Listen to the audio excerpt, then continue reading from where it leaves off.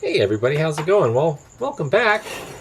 We're playing with lanterns out here tonight, and well, something came in the mail. What is that? What came in the mail? Well,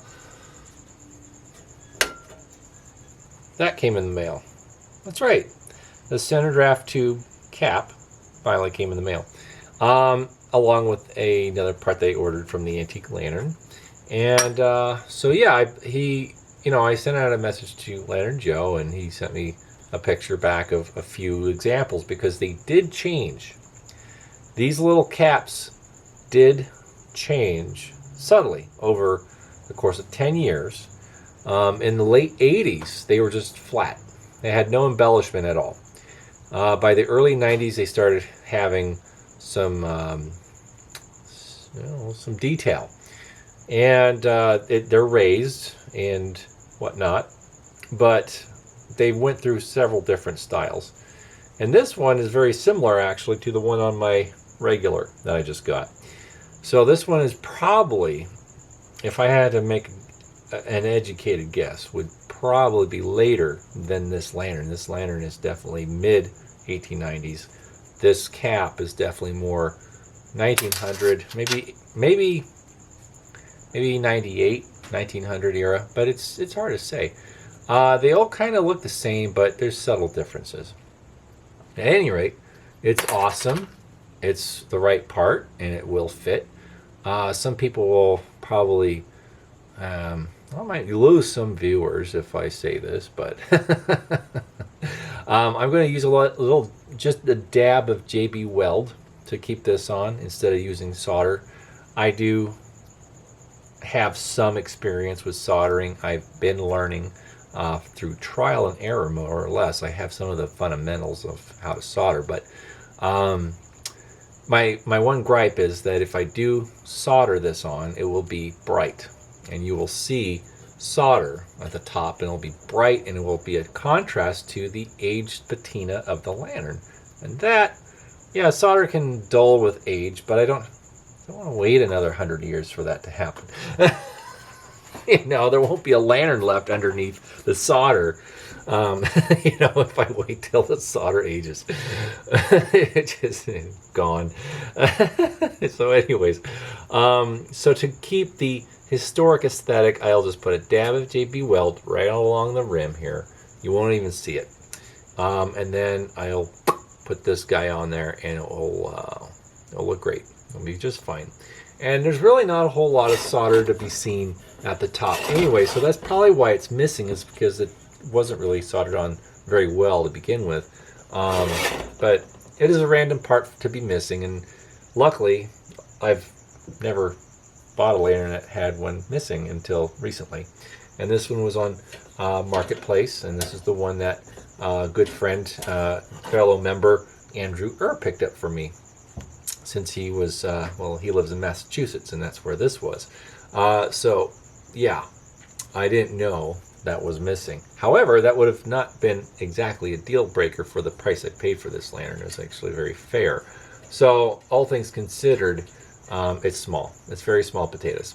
Anyway, we are not complaining by any means. I have the part, and it cost me very little. And just have to put it on there. So I'm going to probably clean up the rust on this a little bit. Not too much, just so it matches the framework, and it'll be able to blend in a little better. This is absolutely brass, this burner cone. It is really, really, really aged. Usually the inside of these burner cones will show less age, but as you can see, it's pretty darn dark. It really is. There's not much color at all. So this thing is really, really dirty and really, really aged. So I will be going at this a little bit to bring back the brass color, but not too much. I want to leave some of the age on there. The brass cap, the filler cap, is in good shape. Of course, it's aged to the same point as the burner cone. It still has the little rubber washer to seal it. See? Is that focusing? Focus, man, focus. Yeah, It doesn't want to focus. But anyways, you get the picture. There it is. Yeah, better. So, yeah, the burner is stuck in the seat. And there's some corrosion out. Now, the thing that I'm thinking here about this is that, well, the burner is brass. And brass typically doesn't rust together with tinned steel. Now, one little advantage that CT Ham had over Dietz in that department is that their burner seats and burners were both brass, so that wouldn't have happened. And I've never had it happen in any of the lanterns that I have that are CT Ham. That was a design feature that actually was a really smart idea. And why Dietz didn't do that, beyond me. But, you know, it costs money for brass. Brass is not cheap. So, of course, Dietz wants to cut a little corner where they can, as most large growing companies do.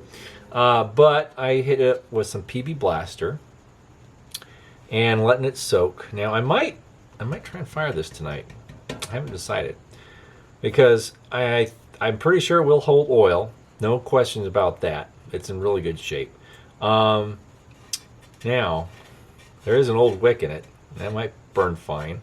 There might be, well, things in the air tube that might keep it from burning fine. Who's to say? But anyways, there's, you know, if I light it and let it heat up, then it will probably, the heat will expand and maybe help loosen the burner a bit. So maybe we'll try it. Maybe we will. I'll give a report on that later in another video. However, this thing is getting closer to being complete. Now, you might be wondering what's the update with the regular. There's no update with the regular except that, well, the brass inside the cone looks really good. The last owners painted the cone as well. Or maybe it's not painted, it's just really dirty and aged, which maybe it isn't. I don't know. It's hard to say. It matches the lantern, so it looks like paint, actually. Yeah, I think it's just paint. But anyways, the brass is definitely good under there. I'm going to take this guy to work tomorrow and give it a blast of some compressed air and see if I can clear out all the air tubes. Because there are some blockages in this that is causing it to burn poorly. So once that happens, then I'll be able to fire it up again, and it'll be, you know, happy and working really well.